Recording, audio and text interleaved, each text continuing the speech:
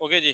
कल हम यहाँ पे थे, हमने बिल्कुल बेसिक प्रोजेक्ट स्कैफोल्डिंग की थी और उसके सूरत में हमें एक प्रोजेक्ट स्ट्रक्चर मिला था, बिल्कुल बेसिक सा। हमने जो एक्स्ट्रा अननेसेसरी फाइल थी वो डिलीट कर दी और सिर्फ 3 फाइलें रहने दी हमने अपने सोर्स के फोल्डर के अंदर। माइंड यू कि हमने ज़्यादा काम जो है वो सोर्स के फोल्डर के अंदर ही करना है। इसके बाहर जितनी भी फाइल्स हैं आप कोशिश करें कि उनको ना छेड़ें जब तक आपको कोई चीज़ बताई ना जाए सेपरेटली, ठीक है? सो आज हम इस फोल्डर स्ट्रक्चर को थोड़ा सा एक्सप्लोर करेंगे कि किस फोल्डर की किस फाइल में क्या चीज पड़ी हुई है और उसका क्या पर्पस है, and then we will go ahead with in fact writing the functions and things like that. So I have just launched the command npm start to let my this basic project run on the browser. So it is successfully it has launched this screen with the hello world with a hello message as well. Now सबसे पहले मैंने कल आपको ये बताया था कि जब आप सोर्स के फोल्डर में जाएंगे तो आपको सबसे जो पहली और मोस्ट इंपॉर्टेंट फाइल मिलेगी वो होगी आपकी app.js। अगर आपको जावास्क्रिप्ट की जरा सी भी या किसी भी प्रोग्रामिंग लैंग्वेज की बिल्कुल बेसिक हाउ नो है तो आपको पता है कि हम फंक्शन कैसे लिखते हैं। नॉर्मल जावास्क्रिप्ट में फंक्शन का आइडिया है ना, किसी भी प्रोग्रामिंग लैंग्वेज में हम फंक्शन लिख सकते हैं, लेकिन जावास्क्रिप्ट का सिंटैक्स ये है कि फंक्शन का ना फंक्शन कीवर्ड लिखें followed by any function name of your choice. मैंने टेस्ट लिखा और ओपनिंग एंड क्लोजिंग पैरेंथेसिस, अगर कोई फंक्शन के आर्गुमेंट्स हैं तो वो यहाँ पास होंगे, अगर नहीं है तो ये खाली होंगी, और then opening and closing curly brackets. This is the very simple syntax of the function. Inside that function normally JavaScript में हम कुछ रिटर्न करते हैं। फॉर एग्जांपल यहाँ पे मैं लिख देता हूँ जी 2+3। तो जब ये फंक्शन कॉल होगा तो कॉल होने पे इस फंक्शन की बॉडी एग्जीक्यूट होगी और बॉडी में मैं क्या कह रहा हूँ कि 2 और 3 को ऐड करो और रिटर्न कर दो वापस। यानी ये मुझे क्या रिटर्न करेगा, 5 रिटर्न करेगा। तो जहां पे मैं इसे कॉल करूंगा ये वो 5 रिजल्ट में उसे यूज करूंगा, चाहे वो मुझे किसी और एक्सप्रेशन में यूज करना है या चाहे मुझे उसे सिंपली कंसोल पे डिस्प्ले कराना है या whatsoever whatever I want to do. React जो मैंने कल भी मेंशन किया था, गालिबन ये इंट्रोडक्टरी लेक्चर में मेंशन किया था कि रिएक्ट का इस वक्त जो वर्जन चल रहा है that is 16 point sorry that is 18। अगर आप रिएक्ट की डॉक्यूमेंटेशन में जाएं, और ये हाईली रिकमेंडेड है कि आप हमेशा रिएक्ट की डॉक्यूमेंटेशन को फॉलो करें क्योंकि वहां से आपको लेटेस्ट स्टैंडर्ड्स और अपडेटेड चीजें काफी सारी पता लगेंगी। सो reactjs.org, I will be following this documentation through out the course, गाहे बगाए जब जब जरूरत पड़ेगी। तो इस वक्त देखें ये वर्जन चल रहा है 18.1.0। अगर आप यहाँ पे जाएं तो आपको ये पीछे इसके लेगेसी या मतलब पिछले वर्जन भी नजर आ रहे होंगे, राइट? सो जो हमारा रिएक्ट 16 वर्जन था या 16.8 था, दिस वन, इस वर्जन तक रिएक्ट में क्लासेस यूज होती थी। जैसे हम ऑब्जेक्ट ओरिएंटेड प्रोग्रामिंग में क्लासेस यूज करते हैं और क्लासेस के अंदर सारा कुछ, यानी ऑब्जेक्ट ओरिएंटेड प्रोग्रामिंग कर। लेकिन 16.8 के बाद 16.9 और ऑनवर्ड टिल 18th वर्जन, अब रिएक्ट खुद ज्यादा प्रमोट किसको कर रहा है, फंक्शनल प्रोग्रामिंग को कर रहा है कि mean we don't have to write the classes and we don't have to maintain the state और in fact complex things like that. It has become very simple writing an application in React right after the 16.8 version. So we will be throughout the following, अगर आप इस चीज को, इनकी जो changes हैं या इनकी जो रिकमेंडेशंस हैं वो देखना चाहते हैं तो आप इन ब्लॉग्स को भी गाहे बगाहे पढ़ सकते हैं। अब जैसे ये ब्लॉग में इस वक्त एंट्री है जी 18.0 में क्या है, फिर ये इसी तरह 16.3 में क्या था, 16.17 में क्या था, वगैरह वगैरह। बट एज अ बिगिनर आपको यहाँ जाने की जरूरत नहीं है ब्लॉग वगैरह में पढ़ने की, जब थोड़े से एडवांस हो जाएंगे तो आप पढ़ेंगे। सो गेटिंग स्टार्टेड हम ऑलरेडी रिएक्ट की कर चुके हैं और हम यहाँ पे हैं। तो यहाँ पे रिएक्ट इज, मैं अगर कहूँ ना कि बहुत ज्यादा बेस करती है तो फंक्शंस पे करती है, तो इसलिए मैं फंक्शन को पहले जरा एक्सप्लेन कर रहा हूँ। सबसे जो पहला फंक्शन है रूट, वो हमारा फंक्शन होता है जी बिल्ट इन, दैट इज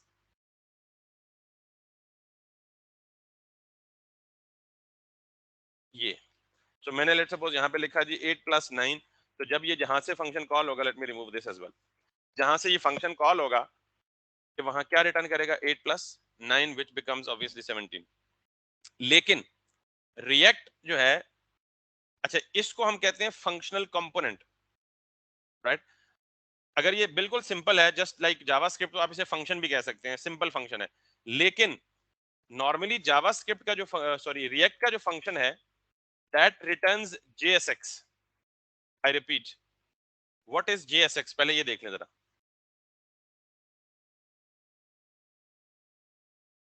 पहले आप ये देख लें कि what is JSX।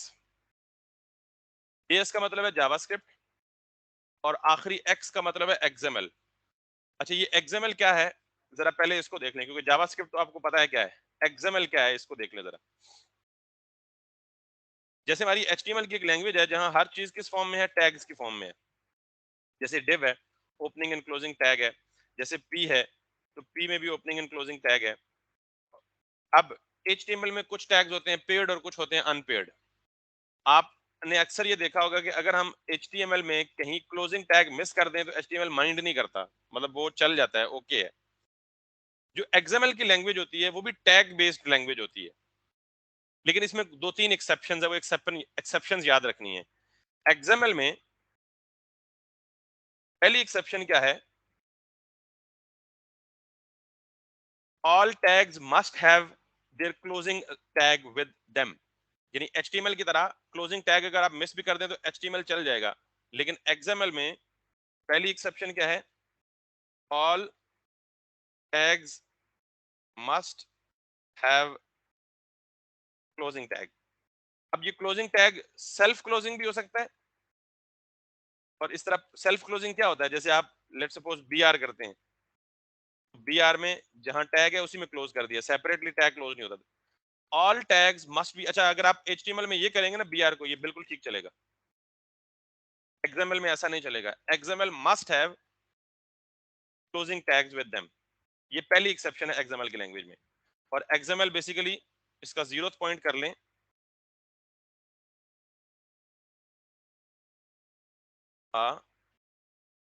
Tag based language कह लें या स्क्रिप्ट कह लें या कुछ भी कह लें या मार्कअप कह लें, टैग टैग बेस्ड मार्कअप कह लें, a tag based markup with few exceptions, markup like html, a tag based markup like html with few exceptions। और वो exceptions कौन सी है, number, all tags must have closing tags, number two. html में कभी आपने सुना है कि हमारे पास यूजर डिफाइंड टैग्स होते हैं, यानी हमें जितने टैग्स लिखने हैं वो सारे के सारे बिल्ट इन टैग्स हैं, हम पाबंद हैं उन्हीं को यूज करने के, हम कभी भी अपना खुद से डिफाइन किया हुआ यूजर डिफाइंड टैग इस्तेमाल नहीं कर सकते। लाइक अगर हमें पैराग्राफ लिखना है तो हम पी का टैग इस्तेमाल करेंगे, ऐसा मुमकिन नहीं है कि हम P A R A para लिख दें और उसको ओपनिंग एंड क्लोजिंग टैग बना दें।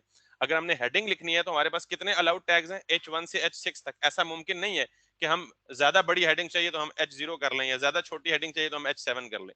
तो HTML can not have the custom tags. Unlike this, XML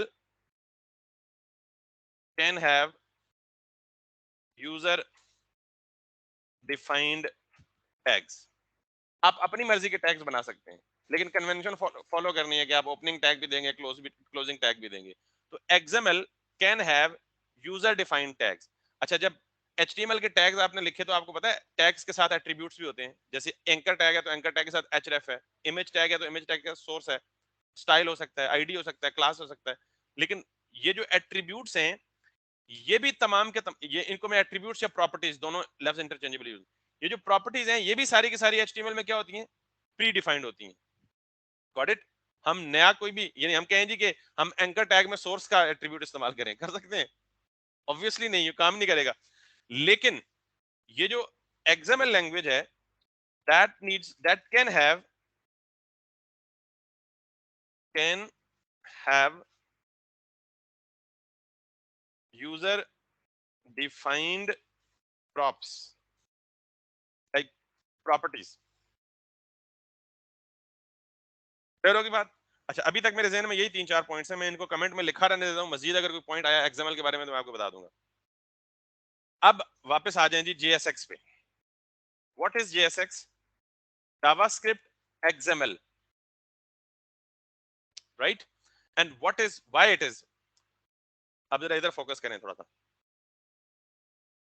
react में ये जो फंक्शंस हैं, they normally return JSX, they normally return JSX। और JSX क्या है? भी नहीं, सिंपल। इवन यहां से आप इसको भी पहले खत्म कर दें।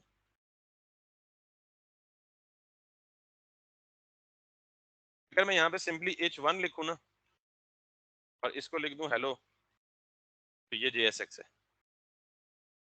यानी HTML जावास्क्रिप्ट का फंक्शन क्या रिटर्न कर रहा है? HTML। इससे पहले हम जावास्क्रिप्ट प्लेन में क्या पढ़ते हैं कि जावास्क्रिप्ट का फंक्शन क्या रिटर्न करता है? नॉर्मली कोई वैल्यूज, कोई कंप्यूटेशन, कोई रिजल्ट। इवन प्लेन जावास्क्रिप्ट में भी HTML रिटर्न हो सकता है, लेकिन वो नॉर्मल HTML को हम डबल कोट्स या सिंगल कोट्स में लिख के रिटर्न करते हैं।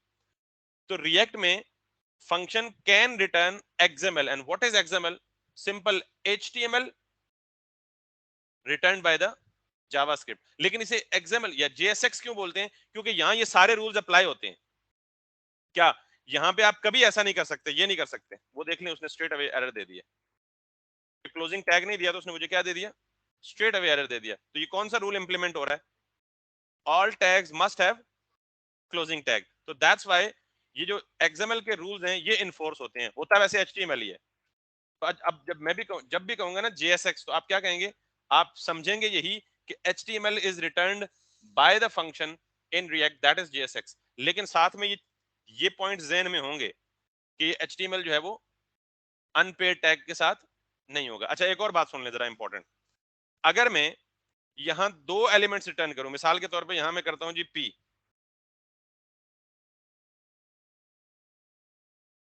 तो मैं इसे करता हूं जी, it is still giving me an error. एक और रूल देख लें कि JSX हमेशा सिर्फ एक एलिमेंट रिटर्न करता है, एक से ज्यादा यानी सिबलिंग्स रिटर्न नहीं कर सकता। अब सवाल यह है कि मुझे हेडिंग और पैराग्राफ दोनों चाहिए, तो ये कैसे JSX में लिखूंगा? हमेशा इस काम के लिए आप क्या करेंगे? इन दोनों को उठा के एक और एलिमेंट में रैप कर देंगे। That's pretty much like, now this is allowed because ultimately JavaScript function is returning one thing which is div, and div is actually wrapping the other elements। तो बाकी यहाँ पे जितना मर्जी अदर एलिमेंट। तो अब ये क्या है बेसिकली? JSX। ये कौन रिटर्न कर रहा है? और आप इसको जरा अच्छा ऑर्गेनाइज करने के लिए सिंपल पैरेंथेसिस में लिख सकते हैं। क्लियर हो गई बात? सो नॉर्म पहली बात, व्हाट इज JSX? उससे भी पहली बात, what is function in JavaScript and normal programming? You do know. Then what does function return in React? अच्छा, जो फंक्शन की नॉर्मल बिहेवियर है ना, वो सारा इंटैक्ट है, वो भी यहाँ एप्लीकेबल है। अब जरा एक और बात याद रखिएगा, नॉर्मली आप रिएक्ट में बहुत ज्यादा एक चीज सुनते हैं विच इज कंपोनेंट। यानी रिएक्ट क्या है? आपकी एक पूरी की पूरी एप्लीकेशन को कंपोनेंट्स में डिवाइड कर लेती है। या आप you write large number of components and then you combine those components to make a complete application. ये जो कंपोनेंट है ना रिएक्ट में, लव्स कंपोनेंट हम किसको बोलते हैं? Let's come back and take a look और have an example like that. मेरे पास ये एक पूरी एप्लीकेशन बनी हुई है, ये कह लें, या इनफैक्ट आई मीन KFC इस वेबसाइट को कह लें। एक पूरी एप्लीकेशन बनी हुई है। इस एप्लीकेशन में अगर मैं इसे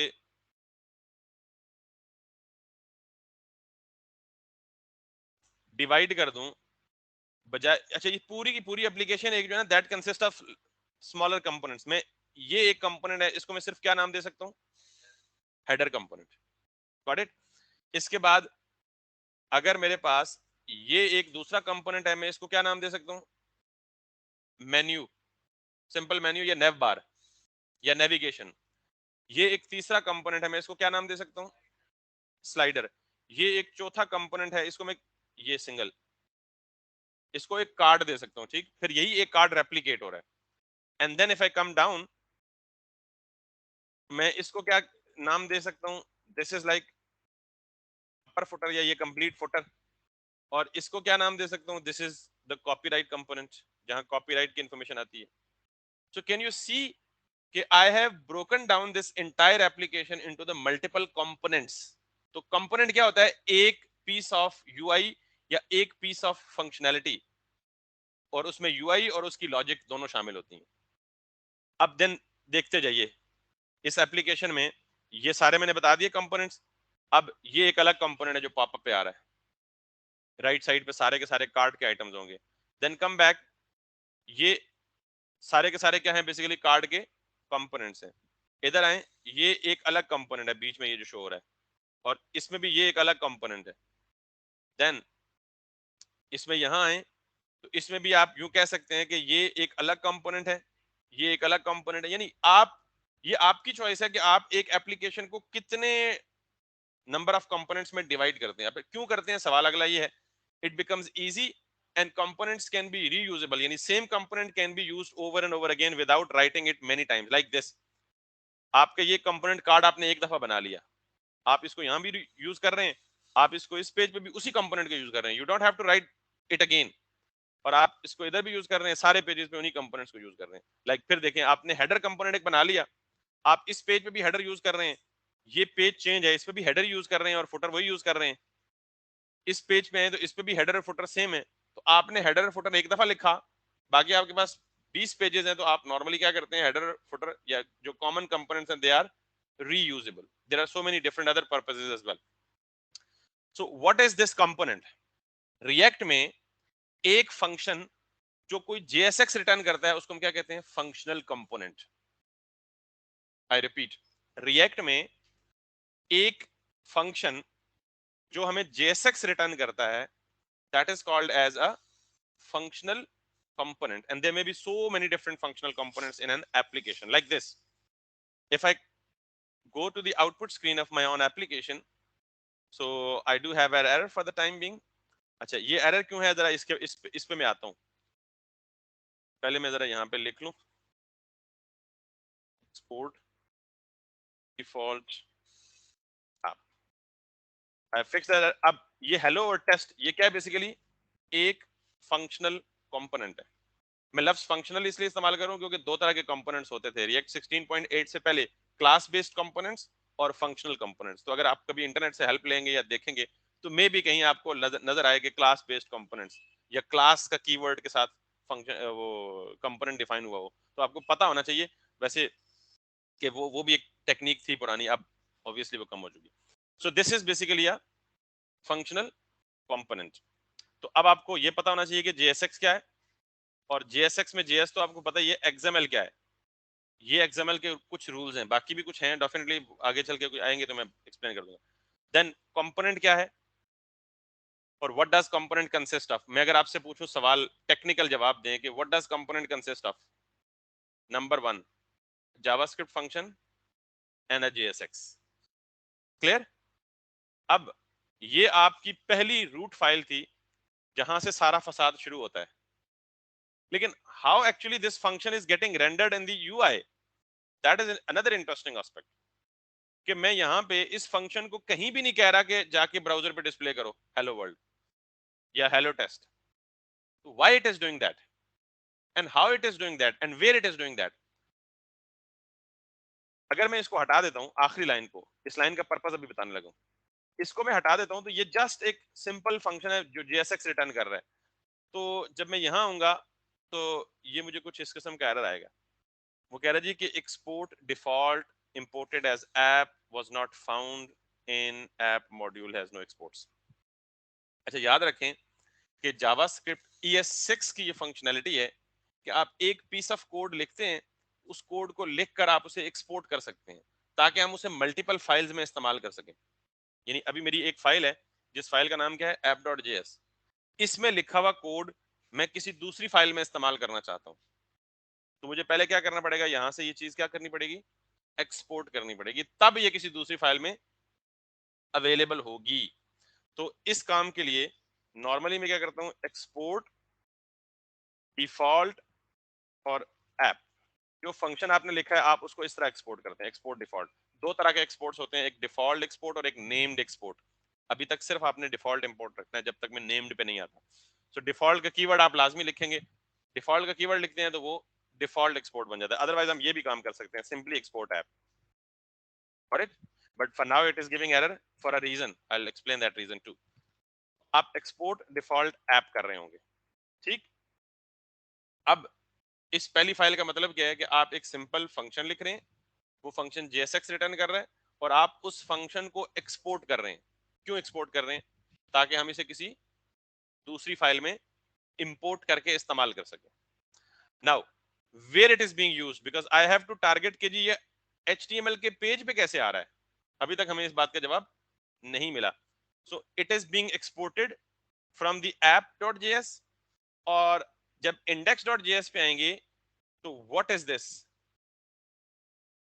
इंपोर्ट ऐप फ्रॉम ऐप। तो ये तो फाइल का पाथ है, डॉट का मतलब करंट डायरेक्टरी और स्लैश का मतलब करंट डायरेक्टरी के अंदर, और ऐप का मतलब एक ऐप नाम की फाइल मौजूद है। अच्छा, यहाँ इंपोर्ट करते वक्त एक्सटेंशन देने की जरूरत नहीं है, ये ऑटोमेटिकली समझ जाता है। तो मैंने क्या लिखा, सिर्फ जेएस की फाइल को एक्सटेंशन देने की जरूरत नहीं है, सीएसएस या कोई और इमेज वगैरह इंपोर्ट करेंगे तो उनको एक्सटेंशन देने की जरूरत। तो ऐप लिखा तो उसने ऐप डॉट जेएस को पिक करना है, और ये इंपोर्ट कर रहा हूँ एग्जैक्टली, माइंड यू कि जो चीज मैं यहाँ से एक्सपोर्ट करूंगा वही चीज क्या होगी, यहाँ पे इंपोर्ट हो रही होगी। अब सवाल ये है कि यहाँ भी तो एचटीएमएल में कहीं नहीं कुछ आ रहा, लेकिन ये ऐप इंपोर्ट हो गई है। अब यहाँ पे आके देखें, ये एक फंक्शन है रिएक्ट का built in, React DOM dot create root, और उसके अंदर इस चीज को जानते हैं आप, कल हमने डिस्कस किया था, document dot get element by ID और रूट। ये वाला फंक्शन क्या करता है, आपके एचटीएमएल डॉक्यूमेंट में जाता है और वहां रूट नाम की आईडी से जो भी एलिमेंट होगा उसको ग्रैब करेगा, उसको सेलेक्ट करेगा। अब आप पूछेंगे जी कि ये एचटीएमएल का डॉक्यूमेंट कहाँ है जहां से ये रूट को ग्रैब कर रहा है। तो this is present right inside the public folder. Public में आएंगे तो यहाँ क्या लिखा हुआ है, इंडेक्स, और यहां पे ये पड़ा हुआ है रूट। Make sense? तो ये सारी सेटिंग हमें कौन करके देता है, क्रिएट रिएक्ट ऐप क्रॉ टेम्पलेट। Got it? तो बेसिकली क्या हो रहा है, ये जो index.js है, ये document dot get element by ID root किसको ग्रैब कर रहा है, पब्लिक के अंदर जाके, इंडेक्स एचटीएमएल के अंदर जाके इस रूट को, और इसके अंदर यहां ये तमाम का तमाम JSX एम्बेड कर रहा है, इंजेक्ट कर रहा है। देखें, ये सारा कुछ सेलेक्ट होकर किधर आ जाएगा, रूट में, और फिर वो कह रहा है कि रूट डॉट रेंडर, अगेन ये बिल्ट इन फंक्शन है, उसके अंदर आप इसको बेशक फिलहाल हटा दें, सिंगल लाइन कर लें, रूट ये वाला वेरिएबल डॉट रेंडर, यानी रूट के अंदर रेंडर करो किस चीज को, ऐप को। And what is this a built in tag? This is not the built in tag. यहां मैंने क्या बोला था, XML can have user defined tag. और ये बात याद रखिएगा कि जब हम कोई भी फंक्शनल कंपोनेंट लिखते हैं जो JSX रिटर्न करता है, तो उसको हम as a user defined tag इस्तेमाल कर सकते हैं, वो आपका एक टैग बन जाता है, यूजर डिफाइंड टैग। यूं समझ लें कि your functional component is ultimately a user defined tag. Clear होगी ये बात?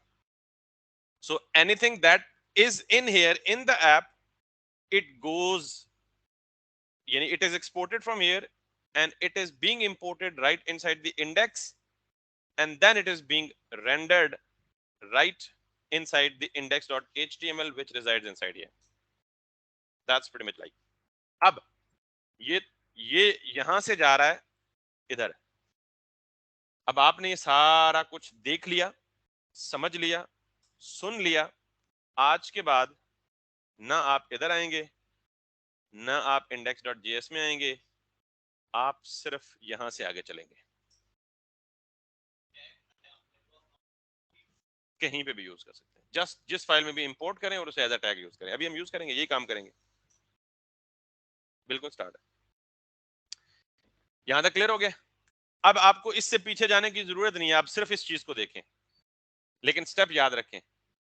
We define a function that will return JSX, we will export it, and in another file where we want to use it, we'll import it and we'll use it as a tag.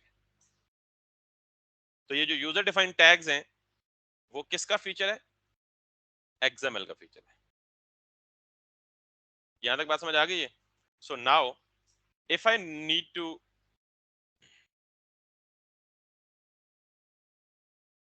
अब मैं जरा,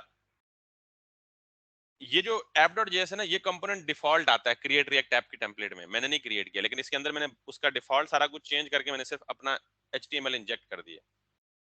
और इसमें देख लें कि कहीं भी आप अगर क्लोजिंग टैग नहीं देंगे तो वो सारा कुछ डिस्टर्ब कर देगा, क्योंकि ये क्या है, ये सिंपल HTML नहीं है, ये क्या है, JSX है। और JSX किसको फॉलो करता है, XML के रूल्स को फॉलो करता है।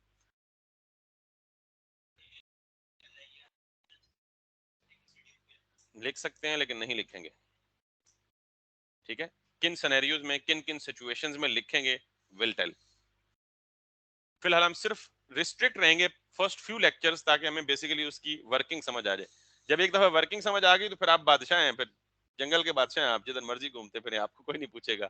जस्ट लाइक HTML, जब हम HTML सीखते हैं ना, तो हम पहले कुछ दिनों में लोगों को कैद कर लेते हैं कि आप सिर्फ ये इन्हीं टैग्स पे प्रैक्टिस करें, फिर उसके बाद हम खुद ही पीटते हैं कि अब आप बादशाह हैं, जो मर्जी करें इसके साथ, ठीक है। सो अब नेक्स्ट थिंग इज कि ये जो कंपोनेंट था ना ऐप डॉट, अच्छा mind you, index dot JS में ये कंपोनेंट नहीं है, इंडेक्स डॉट जेएस ये सिर्फ कंपोनेंट को यूज कर रही है। कंपोनेंट की डेफिनेशन क्या होगी, कोई ना कोई फंक्शन होगा और वो फंक्शन JSX रिटर्न कर रहा होगा। अब ये तो था बिल्ट इन कंपोनेंट, ये सॉरी बिल्ट इन कंपोनेंट नहीं, functional component provided by the क्रॉ template. अब बहुत सारे कंपोनेंट्स ऐसे होंगे जो हम खुद बनाएंगे, जैसे मैंने आपको ये बताई ना एप्लीकेशन, ये की पूरी एप्लीकेशन है। इवन आप दराज ओपन कर लें या जो भी आपकी मर्जी का फेवरेट ई कॉमर्स स्टोर है, तो ये बेसिकली आपको क्या लगता है कि ये सारी मोनोलिथिक एप्लीकेशन है? ये भी बेसिकली कंपोनेंट बेस्ड ही है, इसी तरह की, मतलब आई डोंट नो कौन सी टेक्नोलॉजी यूज हुई है, but that is supposed to be like that. अब ये सारी की सारी, तो कोई भी ई कॉमर्स की साइट ले लें, लेकिन that normally consist of large number of different components. तो अब हम क्या करेंगे, इसी तरह जब हम एप्लीकेशन लिख रहे होते हैं, तो हमारी एप्लीकेशन में भी एक से ज्यादा कंपोनेंट्स होते हैं। अब जब भी मैं लफ्ज कंपोनेंट बोलूंगा तो आपके जहन में आ जाएगा फंक्शन रिटर्निंग JSX। तो हम अपने कंपोनेंट्स बनाते हैं तो कैसे करते हैं, सोर्स के फोल्डर के अंदर एक फोल्डर बना लें जिसको नाम दे दे कंपोनेंट्स। ये कंपोनेंट्स का फोल्डर बनाना जरूरी नहीं है, लेकिन अच्छी प्रैक्टिस है कि आप अपने जितने भी कंपोनेंट्स बनाएंगे उन्हें कहाँ रखेंगे, कंपोनेंट्स के फोल्डर के अंदर, और वो फोल्डर किधर होगा, सोर्स के अंदर। कंपोनेंट बनाएंगे तो मैं पहला कंपोनेंट बनाता हूँ, लाइक हेडर बना लेता हूँ। तो मैं क्या करूंगा, इसके अंदर जाके एक जावास्क्रिप्ट की फाइल बनाऊंगा, उसको नाम ही क्या दे दें, header.js। नॉर्मली मैं आपको हमेशा बताता हूँ कि जब भी आप फाइल्स और फोल्डर्स का नाम रखें, that should be lower case. लेकिन जो कंपोनेंट होगा उसकी फाइल का जो नाम होगा वो स्टार्ट कहां से होगा, कन्वेंशन है, ये भी जरूरी नहीं है, ठीक। फिर दूसरी चीज, कोशिश करें कि जो नाम फाइल का रखा है वही नाम कंपोनेंट का रखें। मिसाल के तौर पे फंक्शन हेडर रिटर्न, ये क्या बन गया, एक फंक्शनल कंपोनेंट। एरर क्यों दे रहा है, it is expecting JSX as a return value. ये क्या एक्सपेक्ट कर रहा है, रिटर्न में क्या एक्सपेक्ट कर रहा है कि मुझे JSX दो कुछ। तो मैं अगर यहाँ सिंपली कोई भी लिख दूं ना, ये एरर्स गॉन, ठीक है, हेडर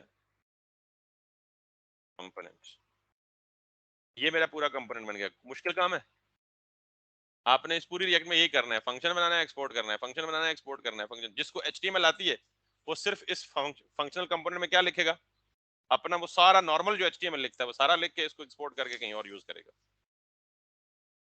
तो ये मेरा बन गया हेडर कंपोनेंट। अब ये हेडर कंपोनेंट मुझे डिस्प्ले नहीं होगा कहीं भी, डिस्प्ले वही हो रहा है, क्यों, एक्सपोर्ट करेंगे, गुड। तो एक्सपोर्ट कैसे करेंगे, export, very good, default and name of the component, got it, header. Modern JavaScript में सेमीकोलंस ऑप्शनल है, अगर आप नहीं भी देंगे तो जावास्क्रिप्ट माइंड नहीं करेगा। बहुत सारी प्रोग्रामिंग लैंग्वेज पर बंद होते हैं कि सेमीकोलन लाइन के एंड पे या स्टेटमेंट के एंड पे देते हैं। एनीवेज, अभी भी कहीं डिस्प्ले नहीं होगा हेडर, क्यों, एग्जैक्टली हमने फंक्शनल कंपोनेंट बना तो लिया, इसको कहीं इस्तेमाल नहीं किया, तो इंपोर्ट तो हो ही रहा है।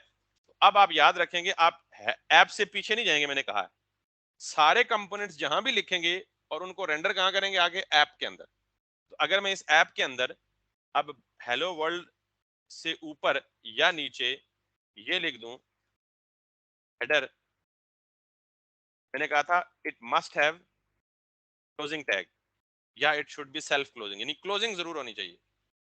तो ये जो हेडर है ये बिल्ट इन टैग तो नहीं है ना, ये कौन सा, ये टैग वो है जो हमने यहाँ पे लिखा है, यानी कंपोनेंट है। सॉरी, हाँ यूजर डिफाइंड ऑब्वियसली, लेकिन अभी भी ये काम नहीं करेगा। Can you tell me why? Actually हमने उधर से एक्सपोर्ट तो किया, इंपोर्ट नहीं किया, तो इसको क्या पता ये हेडर क्या बला है? बिल्ट इन होता तो पता लग जाता क्या बला है, लेकिन ये बिल्ट इन तो नहीं है। तो मैं यहाँ ऐप से ऊपर जाके सिंपली क्या करूंगा, इंपोर्ट, मेक श्योर कि जिस नाम से आप यहाँ इंपोर्ट कर रहे हैं यही नाम एक्सपोर्ट हुआ होना चाहिए।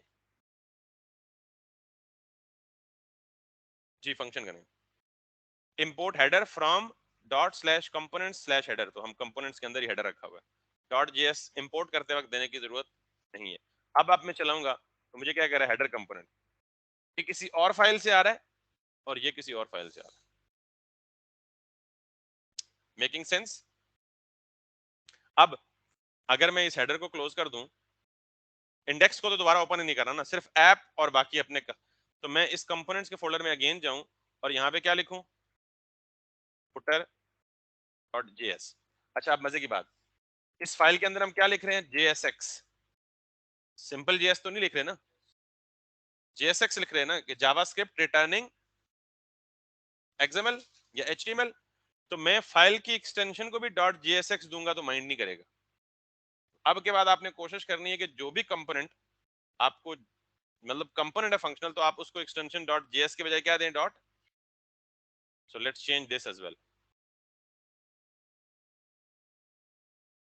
Do you know the now the difference between JavaScript and JSX, यानी सिंपली JS एंड JSX। अब मैं फुटर में आऊंगा और अगेन यहां भी लिखूंगा function footer, what it is expecting, every time it aspects, ये आप करली ब्रैकेट्स, सॉरी पैरेंथेसिस लिखें ना लिखें, आप डायरेक्ट भी यहाँ रिटर्न कर सकते हैं। So this looks even, I mean एक रैपर बन जाता है, अच्छा लगता है। सो यहां से मैं क्या रिटर्न करूंगा, each one, and this is kind of footer। इसको क्या करूंगा, export, not debugger, right, default footer. अब ये यूजेबल है यहाँ पे, इसको यहाँ पे इंपोर्ट करें, इसको रीनेम करें और इसको right at the bottom use करना। Make sense? Header, normal app, खुद, फुटर, कोई स्टाइलिंग कोई कुछ भी नहीं, बिल्कुल डेड सिंपल एग्जांपल, इसमें मसला नहीं होना चाहिए।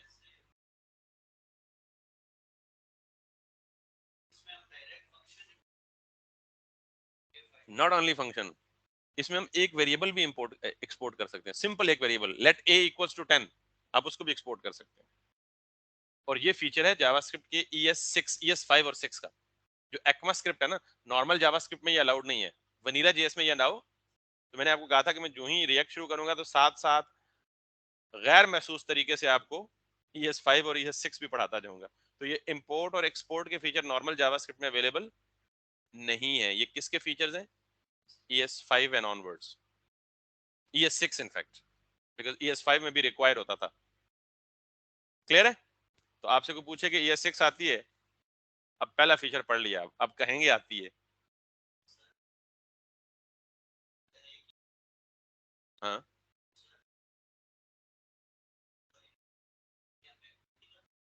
That's great question, that's great question. एक फाइल में एक वक्त में एक ही डिफॉल्ट इंपोर्ट एक्सपोर्ट हो सकता है, यानी सिर्फ एक्सपोर्ट बहुत सारी चीजें हो सकती हैं, लेकिन डिफॉल्ट एक ही होगा।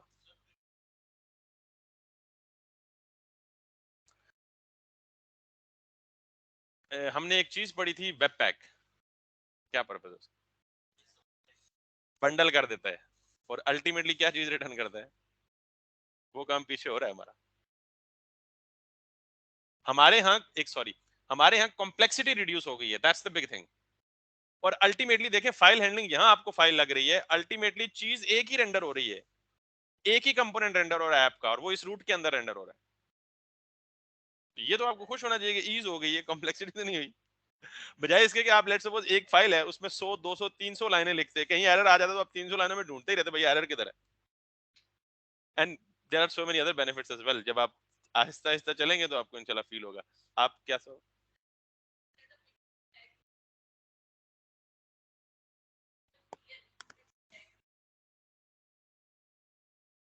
जी जी फंक्शन के अंदर ही नॉर्मल एज अ जेएसएक्स। तो जेएसएक्स को कहाँ लिखते हैं? फंक्शन के अंदर as a return value. Got it? यानी if you write anything like outside this, like this, if you are talking about यहाँ पे, ये यहाँ पे, इसका कोई पर्पज नहीं है ये, क्योंकि डिस्प्ले कौन सी चीज होनी है जो रिटर्न होके ऐप में जाएगी, क्योंकि ऐप ने रूट में रेंडर होना है। तो ये तो रिटर्न में आ ही नहीं रही, तो लिखा रहे, आउटपुट में तो कुछ नहीं आएगा इसका। क्लियर? सो सेंस समझना है कि आपने जेएसएक्स लिखना कहां पे है, रिटर्न, यानी इसको एज अ जेएसएक्स रिटर्न करवाना है। क्लियर होगी बात? अब एक सवाल और, आपको मैंने कहा कि दो सिबलिंग्स रिटर्न नहीं हो सकते, यानी अगर आपने ये एक डिव रिटर्न किया और इसके अंदर सारा कुछ रैप किया हुआ है, अगर आप ये लिखेंगे ना यहाँ पे, लेट्स सी,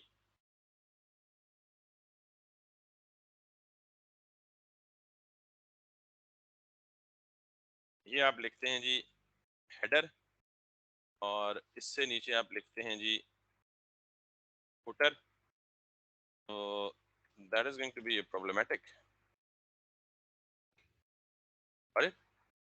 क्योंकि ये दो चीजें रिटर्न नहीं कर सकता। JavaScript function always returns one thing, one element, one JSX. तो मुझे क्या करना पड़ेगा, वो जो पहले काम किया था, इन दोनों को एक डिव के अंदर रैप करना। एक फ्रैगमेंट टैग भी होता है, थोड़ा सा आगे चल के वो भी मतलब इंडेक्स पेज के लिए क्यों, ये सब कुछ इंडेक्स ही पे तो जा रहा है।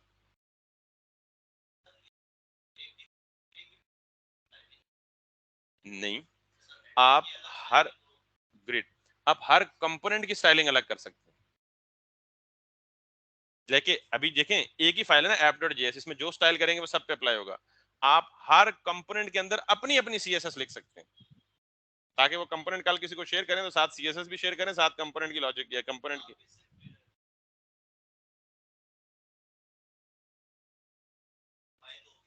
इसी के अंदर। अभी तो बहुत बिगिनिंग है ना आपके, बड़े मतलब curiosity I appreciate, but in fact बहुत सारे क्वेश्चन ऐसे हैं जिनके वैसे ही ऑटोमेटिकली जवाब आ जाने हैं आज ही के लेक्चर में या इनफैक्ट अपकमिंग लेक्चर।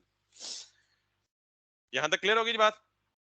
अभी तक सिर्फ मैं आपको इस चीज के समझाने पे फोकस कर रहा हूँ कि जी how do we write the component, how we the return it, and what is actually the overall flow of this React based applications. ये बात क्लियर होगी? बूटस्ट्रैप आती है ना आप लोगों को? थोड़ी बहुत आती है ना सबको, मतलब अंदाजा तो है। अब मैं ये हेडर और फुटर को जरा थोड़ा सा मीनिंगफुल बनाने लगा हूँ, मतलब नॉट दैट मच मीनिंगफुल, को प्रोफेशनल स्टाइल नहीं, लेकिन ताकि आपको लगे कि how do we actually interact with these components में मैं वापस आ जाऊंगा, मतलब अनडू कर दूंगा। अब आपने अगर रिएक्ट की एप्लीकेशन में बूटस्ट्रैप को लिंक करना है, क्योंकि आपको पता है बूटस्ट्रैप को यूज करने के लिए पहले उसे क्या करना पड़ता है, लिंक करना पड़ता है। तो आप क्या करेंगे, सिंपली जाएंगे गेट बूटस्ट्रैप में, जिससे आप ऑलरेडी फेमिलियर हैं। इसके बाद आप यूं करेंगे और आप भी एक आध प्रोजेक्ट चूज करें और अभी से, आज से डे वन से उस प्रोजेक्ट का फ्रंट एंड बनाना शुरू करें इन द रिएक्ट, ताकि हम जब एक महीना गुजारें तो हमारा फ्रंट एंड कंप्लीट हो, या 1.5 महीने या 2 महीने बाद हम बैकएंड पे मूव करें तो हम उसी फ्रंट एंड को अपने बैकएंड के तौर पे इस्तेमाल करें, और जब कोर्स पूरा हो तो आपका प्रोजेक्ट पूरा हो। I do have a list of 300 plus projects, मैं आपको वो शेयर कर दूंगा, उसमें से जो मर्जी चूज कर लो। अगर मुझे कहेंगे तो मैं सजेस्ट भी कर दूंगा। हाँ, बिगिनर्स के लिए भी हैं, इंटरमीडिएट्स के लिए भी हैं, एडवांस के लिए भी हैं और सुपर एडवांस के लिए भी हैं। चलें बहरहाल, so let's come to the get Bootstrap 5.0 पे। मैंने अभी लास्ट टाइम काम किया हुआ, तो मैं लेटेस्ट पे अभी नहीं मूव हुआ, तो मैं इसी पे मूव करूंगा। कंपोनेंट्स में जाएं, कंपोनेंट से कोई बात तो समझ आई होगी अब आप? नहीं, ये फंक्शनल कंपोनेंट नहीं है, ये रिएक्ट नहीं है, बूटस्ट्रैप है, लेकिन नाम इसने भी कंपोनेंट रखा हुआ है। क्यों? क्योंकि इसने छोटे छोटे बने बनाए कंपोनेंट्स हमें प्रोवाइड किए हुए। तो हमने यही लॉजिक या यही आपने अपने जहन में जो कॉन्सेप्ट है वही रखना है कि फंक्शन का मतलब स्मॉल पीस ऑफ यूआई, ठीक है? और नॉट ओनली यूआई, अभी तक मैंने सिर्फ यूआई बताया हुआ है, small piece of UI plus state, state क्या है थोड़ा सा आगे चल के हम बताएंगे। सो आपने ये लिंक करनी है ना रिएक्ट, तो आप सिंपली इंट्रोडक्शन पेज पे आए, क्विक स्टार्ट पे जाएं, ये इसके सीएसएस लिंक है और ये इसका बंडल है जेएस का। आप इन दोनों को कॉपी कर लें, सिंपली सीएसएस को कॉपी करें। अल्टीमेटली हमारा जो एचटीएमएल पेज ब्राउजर पे रेंडर कर रहा है वो तो ये हो रहा है ना, इसके हेडर पे जाके हेड पे सीएसएस को पेस्ट कर दें और जेएस को इसके फुटर पे जाके पेस्ट कर दें just before the body tag. बस फुट स्टेप सेटअप। बहुत सारे तरीके हैं भाई वो ये मेरे ख्याल में फ्रंट एंड की स्टूडेंट है, इनको आइडिया है, इन्होंने यहाँ से किया ना, तो एक नहीं तीन चार तरीके हैं। सीडीएन कॉपी कर लें कहीं और से, थर्ड पार्टी सीडीएन लगा लें, आप इसको कंप्लीट डाउनलोड करके सेटअप कर लें, या आप इसका सैस बेस्ड सोर्स फाइल से लिंक करके उसको, मतलब there are many ways, since we are not talking about pure Bootstrap now, तो हमने सिंपलेस्ट तरीका जो है वो यही है। अब यहाँ पे देख रहे हैं थोड़ा सा स्टाइल चेंज हो गया, इसका मतलब बूटस्ट्रैप लिंक हो गई है। To check if it is linked actually or not, let's go and grab the navbar component, write this, और right inside अब index को close कर दें, apps को भी footer को भी close कर दें, header में जाएं और header में जाके यहाँ पे सारे को पेस्ट कर दें। अब ये जो एरर आई है ये मुझे आप बताएंगे क्यों आया एरर, एक दो तीन एरर्स आए हैं, can anybody suggest?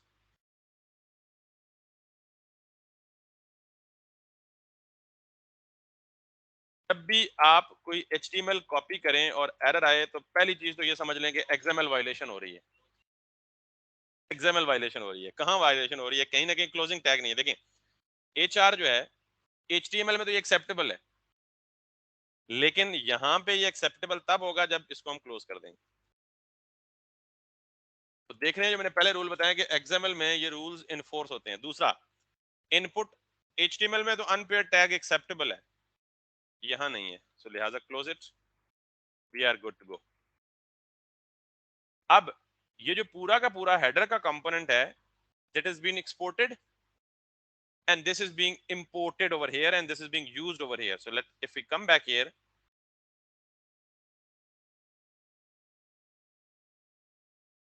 got it? मतलब जिसको फ्रंट एंड आती है ना उसके लिए React is not a big deal, आपको थोड़ा सा यानी design is not a big deal, data manipulation और डेटा और interaction of these components and data sharing between these components, that is going to be the trick. Most probably कल के बाद वाला जो लेक्चर है that's going to be a little little trick. समझ आ गई बात? अब इसी तरह आप फुटर डिजाइन कर लें, दरमियान वाला एरिया डिजाइन कर लें, और जिस तरह मैंने आपको KFC की एग्जांपल दी, आप अलग अलग यूआई पार्ट्स को अलग अलग डिजाइन करके और देन उसको रेंडर करें किसके अंदर, inside the root component, and then you are good to go, your basic React application is ready। but खुश होने की जरूरत नहीं है, React सिर्फ इतनी ही नहीं है, इतनी मासूम नहीं है जितनी दिखती है ये, it has so many other things as well। यहां तक क्लियर हो गया? सिर्फ एक चीज मैं एक्सपेक्ट कर रहा हूं आपसे, आपको पता होना चाहिए XML क्या होता है, और ये जो तीन रूल्स हैं, गेम इज नॉट ओवर, अभी तक हमने सिर्फ एक चीज पढ़ी है, ठीक? और दूसरी मस्ट हैव क्लोजिंग टैग, अभी यूजर डिफाइंड प्रॉप्स और डेटा पासिंग और प्रॉप्स ड्रिलिंग और स्टेट और समथिंग लाइक दैट। तो एक चीज आपको पता होना चाहिए कि XML क्या है, दूसरी चीज आपको पता होना चाहिए कि रिएक्ट का फंक्शनल कंपोनेंट क्या है, और what does it consist of. It is a function that returns JSX, and that JSX basically is JavaScript XML, means it enforces the rules of the XML, और XML के rules मैंने यहाँ लिख दिए तीन चार। और ये कैसे वेब पेज पे रेंडर इंटरनली कैसे होता है, फिर बूटस्ट्रैप को कैसे इसके साथ लिंक करते हैं। अब मैं आपको एक टास्क भी देता हूँ साथ साथ। पहला टास्क कि आपने, नॉर्मली मैं जो प्रोजेक्ट बनाता होता हूँ ना, ये KFC बनाता होता हूँ, उसकी दो वजूहत है। एक वजह ये है कि ई कॉमर्स का कॉन्सेप्ट है, सारे टॉपिक्स इसमें क्लियर हो जाते हैं। दूसरा ये है कि मैं क्योंकि 6 बैचेस को पढ़ा चुका हूँ, मेरे लिए बहुत आसान हो चुका है कि मैं बगैर ब्रेक के बगैर ब्रेक के, आप यूं समझिए कि आंखें बंद करके ये बना सकता हूँ। आई मीन आपके लिए लर्निंग हो जाएगी, क्योंकि नॉर्मली अगर नया प्रोजेक्ट चूज करोगे ना, तो आपको पता है नए प्रोजेक्ट में ऑब्वियसली बंदे को बहुत सारे हर्डल्स, बहुत सारे सोचना पड़ता है, फिर देखना पालना पड़ता है। बट स्टिल मैं आपसे ये एक्सपेक्ट करूंगा कि आप जो प्रोजेक्ट बनाएंगे, जो कॉन्सेप्ट यहाँ पढ़ेंगे, ये कॉन्सेप्ट उस पर अप्लाई करेंगे, और फिर जहां जहां रुकेंगे टिकेंगे, वो obviously I definitely take you out of that problem. तो मैं तो इसी को बनाऊंगा ठीक है, क्योंकि मेरे लिए बहुत आसान हो गया। But you can in fact choose any of your own, like आप अपने प्रोजेक्ट की जो बात कर रही थी ना, उसका फ्रंट एंड आज से डिजाइन करना शुरू कर दें। और सिर्फ फ्रंट एंड नॉर्मली नहीं, रिएक्ट बूटस्ट्रैप पे आप चूज कर लें। और अगर आपने चूज करना मुश्किल है तो मुझे बताइएगा, मैं कल लिस्ट शेयर कर दूंगा आपसे। या इवन आपका यूनिवर्सिटी का जो फाइनल ईयर प्रोजेक्ट है उसको क्यों नहीं बनना शुरू करते।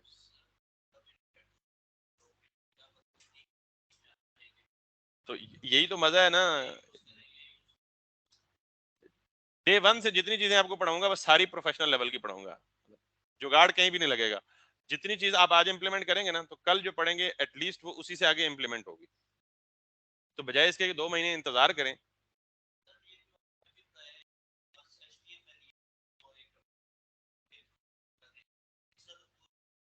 साथ मैंने एक बात भी बोली है ना कि इतनी मासूम नहीं है जितनी दिखती है। तो आगे बस डिजाइन हो गया फ्रंट एंड, हो गया, बिल्कुल हो गया। मैं यही तो कह रहा हूँ ना, आप साथ साथ करें ना, तो फिर आपको अलोंग द वे पता लगता जाएगा कि रिएक्ट क्या है। ठीक है, अभी there are lots of things, ये तो अभी बिल्कुल बच्चों वाली चीज है। ये तो आप यूट्यूब पे एक वीडियो देखें तो एक वीडियो में सारा कुछ क्लियर कर देते हैं 10 मिनट के अंदर अंदर। तो इसका मतलब ये नहीं है रिएक्ट यहाँ पे खत्म हो गई। React is even far more than that. But trust me कि वी विल कवर एवरीथिंग। इसलिए कह रहा हूँ ना, खुद स्टार्ट करने का, कि आपकी डेली मोटिवेशन बढ़ेगी यार, कि I have done this, I have achieved this, मैंने ये रिएक्ट पे लेआउट बना लिया। किसी भी बड़ी चीज की तरफ जाने के लिए पहला स्टेप ये होता है कि बंदे को खुद पे यकीन हो कि yes I have done this, I will do this. आप मेरे को मैं इस फेज पे ला रहा हूँ कि आपके जहन से कोई हेजिटेशन या झिझक है कि रिएक्ट मुश्किल है, ये है वो है, तो वो उतर जाए। एनीवेज जी, सो मैं पहले एक छोटी सी एप्लीकेशन बनाऊंगा। नॉर्मली मैं ऐसा करता हूँ कि टू डू ऐप, जिसमें सारा का यूआई और सारी डाटा पासिंग और डाटा शेयरिंग, फिर मैं ई कॉमर्स पे शिफ्ट होता हूँ। तो होपफुली कि ये चीजें जो आपकी अच्छी हो जाएंगी। ठीक है जी, तो आपने जो लेआउट डिसाइड करना है, जो चूज करना है, उसको बनाएं। और फिर डेली किस चीज को कंपोनेंट बनाना है और किस चीज को कंपोनेंट नहीं बनाना, ये एक डिसीजन है जो आपको शुरू में तंग करेगा। तो आप इसके लिए ये कर लें फैसला कि हर वो चीज जो रीयूज हो सकती है, उसको आप सेपरेट कंपोनेंट बना लें। ठीक है, यहाँ तक किसी का कोई सवाल है तो बता दें, नहीं तो जो प्रॉब्लम्स हैं वो ओपन कर लें, हम उनको डिस्कस कर लेते हैं, and then else we will be moving ahead. मैं बार बार ये आपको कह रहा हूँ कि मैं बिल्कुल बेसिक पे स्टिक नहीं हूँ, मैं बेसिक से थोड़ा ऊपर हूँ। अगर आप में से किसी को लगता है, जो ऑनलाइन स्टूडेंट्स हैं या जो फिजिकल यहाँ बैठे हुए हैं आप सामने, कि मैं ज्यादा फास्ट हूँ या मैं ज्यादा एडवांस जा रहा हूँ, तो मुझे आप रोक के कह सकते हैं जी कि आप कूल डाउन और स्लो डाउन और mean hold on. So I have no problem in getting that. लेकिन मैं चाहता ये हूँ कि हम कम टाइम में बहुत अच्छी और ज्यादा और प्रोफेशनल लेवल की चीजें कवर कर सकें। So that's pretty much for me. Online आप में से किसी का कोई सवाल है, कोई क्वेश्चन है, कोई कंसर्न है, तो वो रेज कर सकते हैं आप। Otherwise we are going to stop the recording और we can answer the question offline. और आप